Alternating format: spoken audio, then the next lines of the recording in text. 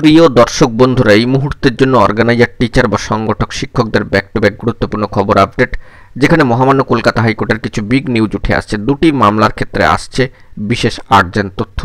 অবশ্যই back to back on স্ক্রিনে রেখে সবটা আলোচনা করছি একেবারে প্রমাণ সহ। তো এই ভিডিওর মধ্যে সবটা তুলে ধরছি, ভিডিওটিকে তাই শেষ পর্যন্ত দেখবেন, কোনোভাবে কিন্তু স্কিপ করবেন না।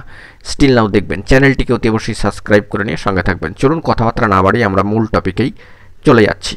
বন্ধুরা, আমরা জানি যে ব্যাক টু ব্যাক গুরুত্বপূর্ণ মামলার খবর উঠে আসছে মহামান্য কলকাতা হাইকোর্টের সাইট থেকে। সেই মর্মে একটি গুরুত্বপূর্ণ মামলার স্ট্যাটাস এবং আরও একটি গুরুত্বপূর্ণ মামলার স্ট্যাটাস পর্যায়ক্রমিকভাবে তুলে ধরছে। অন স্ক্রিনে বিষয়টি দেখতে পাচ্ছেন। একটি গুরুত্বপূর্ণ অনেক পুরনো একটি মামলার ক্ষেত্রে যে স্ট্যাটাস দেখা যাচ্ছে, যে অবশ্যই যে বেঞ্চ থেকে মামলা ডিসপোজ হচ্ছে সেই বেঞ্চেই আবারও অর্গানাইজার, টিচার বা সংগঠক শিক্ষকদের একটি গুরুত্বপূর্ণ মামলা এখনও পর্যন্ত বহাল। এবং আজকের ডেটটা খেয়াল করুন, আজকে কিন্তু নেক্সট হিয়ারিং ডেট শিডিউল ছিল এবং বলা যেতে পারে এখনও রয়েছে, সেটি স্ট্যাটাসে পরিবর্তন হয়নি। 21শে মে 2025 হিয়ারিং টু স্টেজে অনারেবল জাস্টিস সৌমেন সেন মহাশয়, অনারেবল জাস্টিস স্মিতা দাসদে মহাশয়, ডিভিশন বেঞ্চ, এফএমএস সেকশনে কিন্তু মামলা। তো এটা কিন্তু একটা মামলার ক্ষেত্রে যে স্ট্যাটাস সেটা দেখালাম, যেটা কিন্তু এখনও পর্যন্ত বহাল রয়েছে। তো এই মর্মে বার্তা উঠে আসছে। আমরা যদি পরের মামলার দিকে চলে যাই, সেখান থেকেও কিন্তু গুরুত্বপূর্ণ স্ট্যাটাস দেখতে পাবো।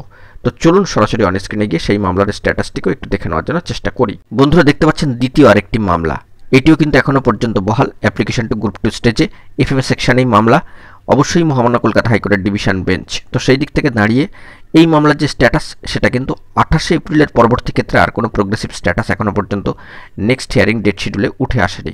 অ্যাপ্লিকেশন টু গ্রুপ টু স্টেজে এই মামলা, এবং মামলাটা কিন্তু এখনও পর্যন্ত বহাল রয়েছে। তাহলে দুটি মামলার ক্ষেত্রে গুরুত্বপূর্ণ স্ট্যাটাস দেখালাম, একটা হচ্ছে আজকের ডেটে দাঁড়িয়ে, একটা হচ্ছে 28শে এপ্রিলের ডেটে দাঁড়িয়ে, যেখান থেকে আর কোনো প্রোগ্রেসিভ স্ট্যাটাস আসেনি, তবে মামলা কিন্তু এখনও পর্যন্ত বহাল। তো দেখা যাক পরবর্তী ক্ষেত্রে কি আপডেট উঠে আসে। এই মুহূর্তে দাঁড়িয়ে দুটি মামলায় মহামান্য কলকাতা হাইকোর্টের অ্যাপিলিয়েটেড সাইট থেকে কিন্তু গুরুত্বপূর্ণ তথ্যাদি উঠে আসলো। এখন এটুকুই, ভালো থাকবেন, চ্যানেলটিকে সাবস্ক্রাইব করে রাখবেন এরকমই জরুরি অথেন্টিক নিউজ আপডেটগুলি কোর্টের সাইট থেকে সরাসরি পাওয়ার জন্য, অর্গানাইজার, টিচার বা সংগঠক শিক্ষক রিলেটেড। ধন্যবাদ।